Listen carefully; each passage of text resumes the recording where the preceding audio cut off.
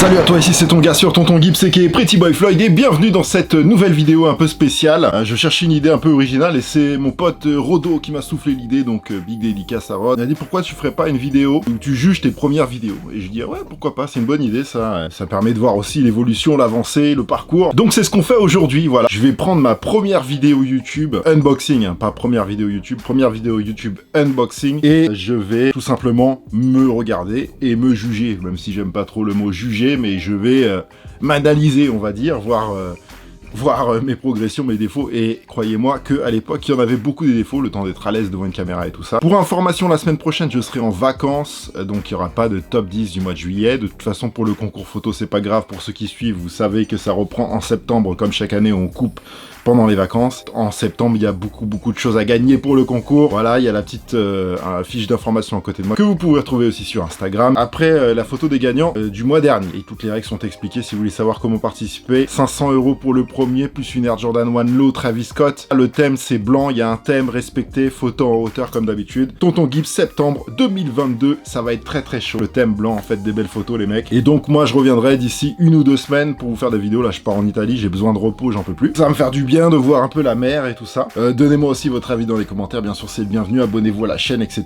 Partagez les vidéos, envoyez la force comme vous pouvez, ça fait toujours plaisir, ça fait toujours du bien. Petit like sur la vidéo si vous aimez, bien entendu. Voilà. Merci les amis. Donc sans plus attendre, on va prendre la première vidéo sur YouTube, et c'était la Nike Air Tech Challenge URH Tour Yellow. Hop.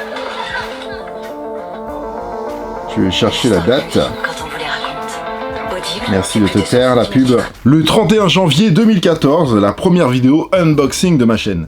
J'ai créé ma chaîne en 2013, voilà, j'ai monté ma chaîne en 2013 parce que je voulais faire un truc, je savais pas encore quoi. C'est venu au fur et à mesure en analysant ma vie et ce que j'avais envie de faire. 2013, l'année prochaine, ça fera 10 ans que j'ai monté ma chaîne YouTube et donc 31 janvier 2014, première vidéo unboxing où je me suis dit vas-y, je vais faire des vidéos sur la sneakers en France, personne fait ça. Et je l'ai fait, et j'en suis très content. Aujourd'hui, c'est devenu un truc de ouf. Et donc, on va analyser ça, hein, tout simplement. On va regarder ma gueule de l'époque, sans barbe. Première vidéo, j'avais pas de barbe. Ah oui, premier générique aussi. Hein.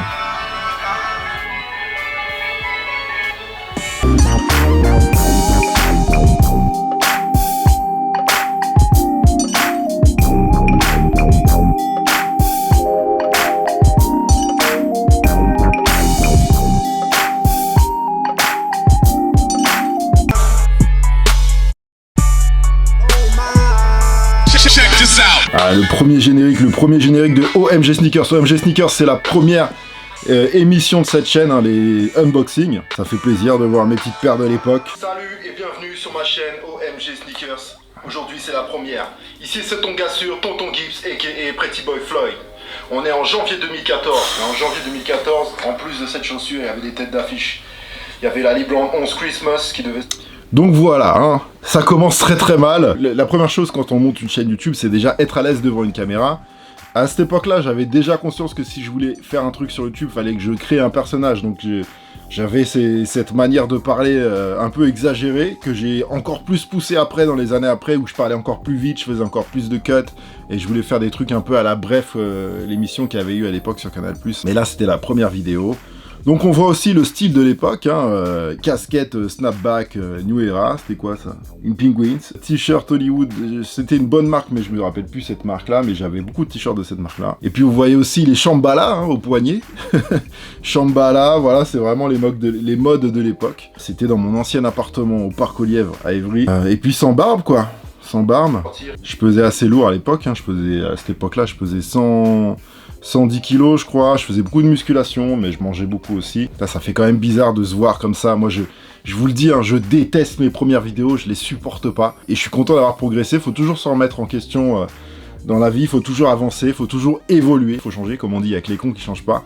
Mais faut évoluer, faut garder son esprit ouvert et tout ça, et pas rester avec des œillères, c'est ce que j'ai fait. Et heureusement d'ailleurs, parce que quand je vois ça, je me dis que c'est une catastrophe. Mais bon, voilà, c'était cool quand même d'avoir fait ça. Elles sont difficiles à porter au niveau des couleurs, parce que la Border Blue, elle est bien bleue, et la Christmas, comme son nom l'indique, c'est un sapin de Noël, quoi. On voit que je suis pas du tout à l'aise. Elle est sortie le 15 janvier 2014, merci. J'avais déjà mis la musique de l'ouverture à cette époque-là, je me rappelais plus du tout que ça existait déjà, c'est un truc que je fais toujours, voilà, la musique unboxing. Ça, c'est une odeur que j'aime. T'entends, mon soldat? Je me rappelle pas si j'ai déjà sniffé la paire à cette époque-là. En tout cas, j'ai déjà sniffé la boîte. C'est une odeur que j'aime. Je parlais un peu comme j'avais aussi comme inspiration, merde, comment ça s'appelle, Roy Enoch à cette époque-là.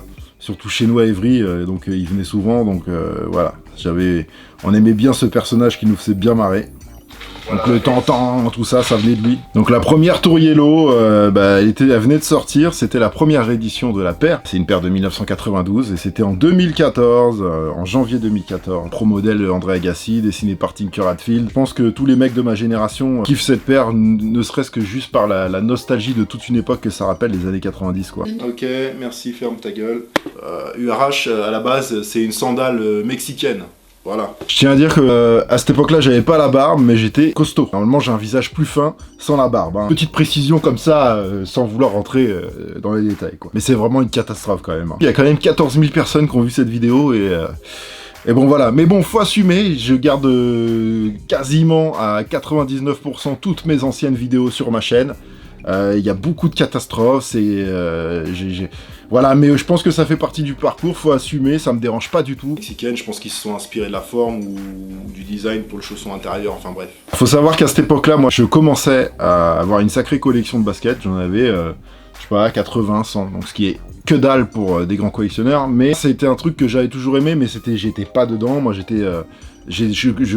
avant j'étais dans le graphe et dans la musique, dans le rap, j'ai fait du rap. Faire du rap, les gars, ça veut pas dire que j'étais une star du rap, ça veut juste dire que j'ai fait du rap pendant 10 ans, ok. Ensuite, je me suis mis à bosser comme tout le monde, mais j'étais toujours dans la sap et j'étais toujours à vouloir la belle paire qui allait avec la sap que j'avais, donc je m'achetais des paires en fonction de mes sapes et tout ça, sans me poser vraiment la question de ce que c'était et tout ça. Puis avec le temps, j'ai commencé à vraiment m'intéresser au sujet. Et à cette époque-là, je commençais vraiment à m'intéresser aux designers, pourquoi telle perle, pourquoi un storytelling, pourquoi une édition limitée, pourquoi une collaboration. Et à cette époque-là, c'était pas du tout comme maintenant. Ça bombardait pas comme maintenant. Hein. C'était vraiment les prémices de tout ce qui se passe aujourd'hui. À cette époque-là aussi... À cette époque-là aussi, je pouvais mettre plus de sons hip-hop. C'est vrai que je mettais beaucoup de gros sons hip-hop à l'époque. Parce que tout n'était pas protégé par les droits, c'était pas encore développé comme maintenant, ou même maintenant, la moindre mixtape, elle est bloquée, voilà, tout est automatique. Vous êtes tout de suite bloqué, donc il faut acheter des musiques avec des droits et tout ça. Donc moins de bons sons, on va dire, malheureusement, aujourd'hui. Mais à cette époque-là, je pouvais attraper au moins dans les mixtapes des morceaux qui n'étaient pas encore protégés, etc. D'ailleurs, si j'ai peur que si je mette ce morceau-là dans la vidéo, ça me bloque cette vidéo et que ça aille me rebloquer l'ancienne vidéo, donc voilà.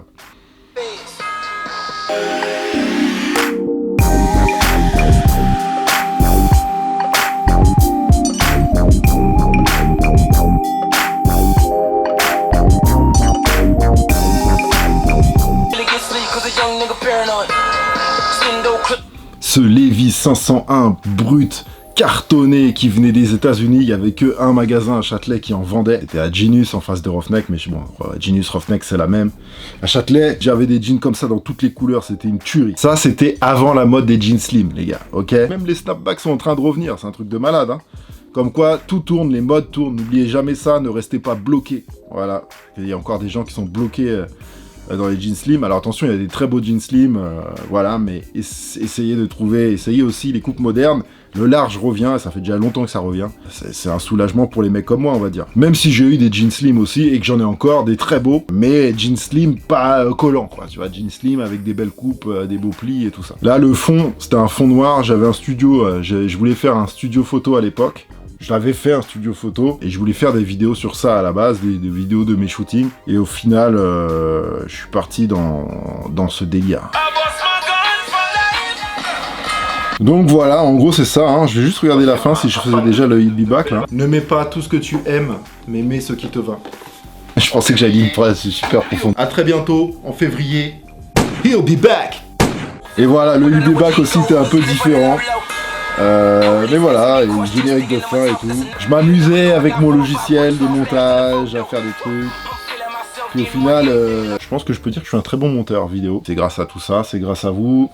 Si j'ai continué. Voilà la première vidéo. On va dire que c'est une catastrophe, mais il fallait passer par là pour arriver où je suis. Donc c'est pour ça que les conseils que je vous donne, si vous voulez faire des vidéos YouTube, c'est allez-y, faites-le. Mais ne soyez pas têtu, écoutez ce qu'on vous dit. Moi j'ai eu des périodes où j'étais têtu, je voulais rien entendre. Et c'est une bonne chose aussi, mais il faut savoir se remettre en question, il faut savoir évoluer. Même dans la basket, hein, il y en a beaucoup qui restent bloqués sur des choses, mais on est loin de tout ça. Il faut vivre avec son temps. Et encore une fois, c'est une passion qui ne sert absolument à rien. Je tiens à le préciser, je le précise souvent, mais c'est important à dire. Et je vous conseille d'investir vos sous dans autre chose. Il y en a qui sont passionnés de voitures, de voyages, de maisons, de déco, de tout ce que vous voulez. Moi, c'est les chaussures, donc faut pas m'en vouloir pour ça, les amis. Dites-moi dans les commentaires ce que vous avez pensé de ma première vidéo YouTube. C'est une catastrophe. Personnellement, j'aime pas du tout. Et plein d'autres vidéos après, c'est pareil. Dites-moi si vous voulez que je refasse encore des analyses un peu de mes anciennes vidéos, même si je pense pas que ce soit spécialement utile. Mais je trouvais que c'était intéressant de le faire et de voir l'évolution. Et de se dire que des années plus tard, je suis à écrire des bouquins pour Larousse, que j'arrive à vivre de ce que je fais sans avoir des millions de followers, mais juste parce que j'ai une base solide de gens qui me suivent pour une bonne raison. On n'est pas dans l'influence, on est dans la passion, on est dans le kiff, et je pense que c'est ça qui fait la différence, et c'est pour ça que j'arrive à en vivre. C'est parce que les gens, avec le temps, ont appris à me connaître, et savent qu'il y a une profondeur. C'est pour ça que j'arrive à en vivre et à faire des trucs de malade aujourd'hui, sans avoir, je le répète, des millions de followers, parce que c'est pas ce qui m'intéresse. Moi, ce qui m'intéresse, c'est de faire mon kiff. Voilà, y en a beaucoup qui sont dans la course aux followers, qui sont obsédés par ça, et du coup, pour moi, ils perdent en qualité dans ce qu'ils font. C'est dommage, mais chacun fait ce qu'il veut. Moi, je juge personne. Je vous encourage à faire ce que vous avez envie de faire. Mais n'oubliez pas que être heureux, c'est pas professionnel, c'est pas une question d'argent, même si bien évidemment ça aide. Mais avec le temps, on apprend que être heureux, c'est dans la vie personnelle. Ne soyez pas obsédés par tout ce que vous voyez sur les réseaux sociaux et tout ça. On peut être heureux dans un petit appartement avec un petit job tranquille, mais du moment qu'on est avec quelqu'un qu'on aime, une famille ou tout ça, on a besoin de rien de plus. Hein. On a besoin de rien de plus. Comme on dit, vive d'amour et d'eau fraîche. Voilà. Moi, je le répète, c'est un kiff. J'ai toujours aimé la sape, j'ai toujours aimé les choses. Et c'est un kiff personnel, et voilà, c'est tout. Pour ceux qui sont en vacances, je vous dis bonnes vacances. Pour ceux qui taffent pendant les vacances, je vous dis bon courage. Pour ceux qui cherchent du taf, je vous dis bon courage aussi. Je vais partir 10 jours en Italie, là. Vous pouvez aussi me retrouver sur Instagram, bien sûr, le lien est dans la description. Les amis, il y a un killer outfit qui va arriver bientôt, normalement, avec des très belles paires. Mais pour ça, il faut suivre sur Instagram, parce que c'est vous qui choisissez la paire que je vais matcher avec de la sape. Donc, retrouvez-moi sur Instagram, le lien est dans la description, ok les amis. Excusez-moi, je parle beaucoup. Faites attention à vous, portez-vous bien. Oh mec, brother!